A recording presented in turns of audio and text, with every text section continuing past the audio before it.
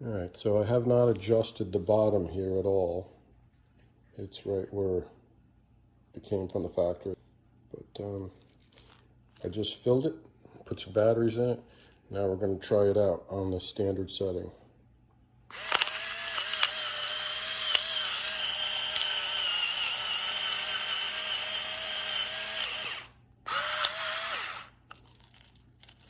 Spits out pretty good. I'm not even going to bother with adjusting that. It looks pretty good. Not too much noise. Takes 4 AAAs on the top here.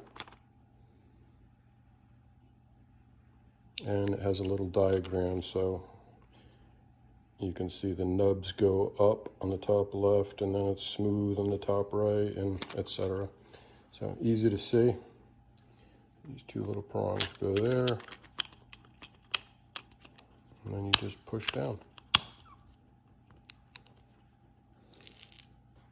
So, I mean, you can't beat this for 10 bucks. And if you like it much coarser or finer, you just twist it.